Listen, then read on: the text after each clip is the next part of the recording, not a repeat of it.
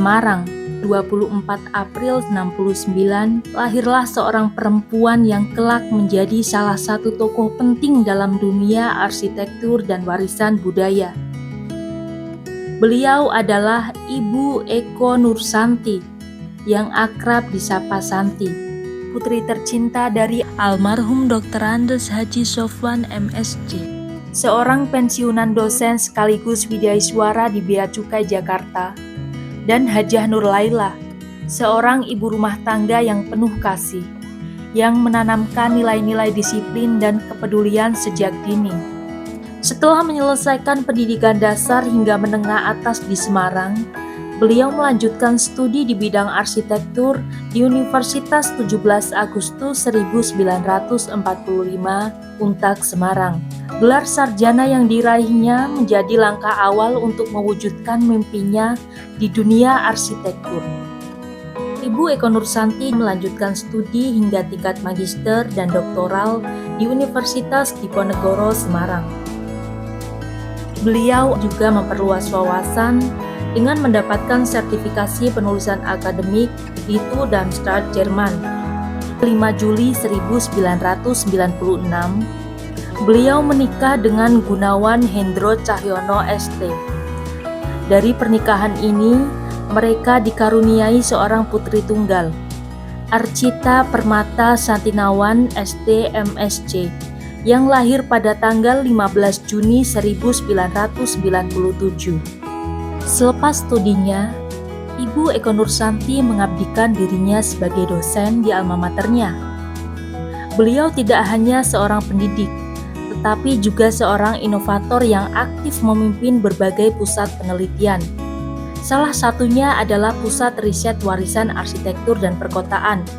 Nama Ibu Eko Nursanti tidak hanya dikenal di Indonesia, tetapi juga di panggung internasional. Beliau telah menjalin kolaborasi dengan berbagai institusi, seperti Korea National University of Cultural Heritage, University of Twente di Belanda, dan Istanbul Kent University di Turki. Melalui penelitian dan teorinya yang dikenal sebagai Butterfly Mamoli, Ibu Eko Nursanti telah membawa perubahan nyata bagi masyarakat. Teori ini mengintegrasikan interaksi fisik, sosial, dan ideologis dalam pengelolaan komunitas dan kota, menciptakan harmoni antara manusia dan lingkungan mereka. Sebagai seorang akademisi, peneliti, dan pemimpin, Ibu Eko Nursanti terus bermimpi besar. Beliau bercita-cita untuk menjadikan warisan budaya sebagai fondasi yang kuat dalam pembangunan kota-kota di Indonesia. Setiap kota memiliki jiwa, dan jiwa itu tercermin di dalam keasliannya atau otentisitasnya. Otentisitas bukan sekedar kumpulan bangunan tua atau situs bersejarah, tetapi narasi kolektif yang menceritakan perjalanan sejarah, budaya, dan nilai-nilai masyarakatnya. Keunikan inilah yang menjadikan kota berbeda dan istimewa. Sebagai akademisi di bidang arsitektur heritage, saya melihat pentingnya menjadikan otentisitas sebagai inti dari pengembangan kota.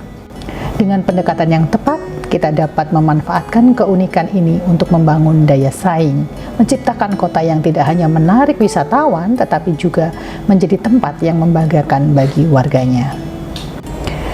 Otentisitas bukan hanya tentang masa lalu, ia adalah sumber daya masa depan. Kota yang mampu memelihara otentisitasnya sambil berinovasi akan menjadi kota yang tangguh dan kompetitif di tengah dinamika lokal. Sebagai akademisi, tugas saya adalah menjembatani masa lalu dan masa depan.